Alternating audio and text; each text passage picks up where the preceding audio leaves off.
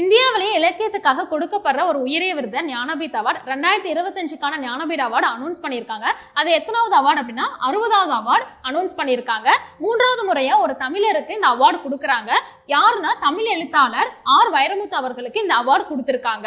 இவரோட வேறு சில படைப்புகள் என்ன அப்படின்னா கள்ளிக்காட்டு இதிகாசம், இதுக்காக 2003ல சாகித்ய அகாடமி வாங்கியிருக்காங்க. வேறு சில படைப்புகள் என்னன்னு பார்த்துட்டோம்னா கருவாச்சி காவியம், தண்ணீர் தேசம், 3ஆம் உலகப் போர், வைகறை மேகங்கள். சோ இதெல்லாமே வந்துட்டு இவரோட வேறு சில படைப்புகள். அடுத்து 2003ல இதுக்காக இவரு பத்மஸ்ரீ அவார்டு வாங்கியிருக்காங்க. 2014ல பத்ம பூஷன் அவார்டும் வாங்கியிருக்காங்க.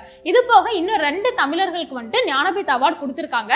ஃபர்ஸ்ட் ஒன் 1975 எழுத்தாளர் அகிலன் அவர்கள் 11வது ஞானபீட் அவார்டு வாங்கியிருக்காரு. எந்த படைப்புக்காக வாங்கியிருக்காரு அப்படின்னா சித்திரப்பாவை அப்படிங்கிற ஒரு படைப்புக்காக இந்த அவார்டை வாங்கியிருப்பாரு. அடுத்து 2002ல தமிழ் எழுத்தாளர் ஜெயகாந்தன் அவர்களுக்கு 38வது ஞானபீட் அவார்டும் அவரு வாங்கியிருக்காரு. அடுத்து ஞானபீட் அவார்டு அப்படின்னா இதை ஃபர்ஸ்ட் எப்ப இன்ஸ்டிடியூட் பண்றாங்க அப்படின்னா 1961ல இதை இன்ஸ்டிடியூட் பண்றாங்க.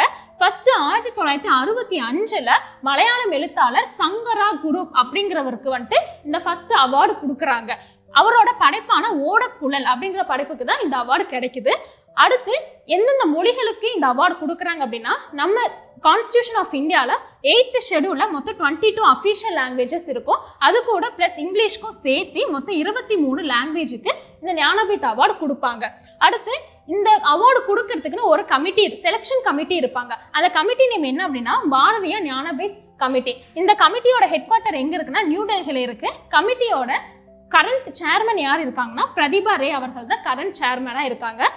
இந்த அவார்டுக்கான பிரைசஸ் எவ்வளோன்னு பார்த்துட்டோம்னா ₹11 lakh வந்து கேஷ் பிரைஸாவும் ஒரு சர்டிபிகேட் அண்ட் ஒரு வெண்கல சரஸ்வதி சிலையும் கொடுப்பாங்க. அந்த சிலை நேம் வந்துட்டு என்ன வக்தேவி அப்படின்னு சொல்றாங்க.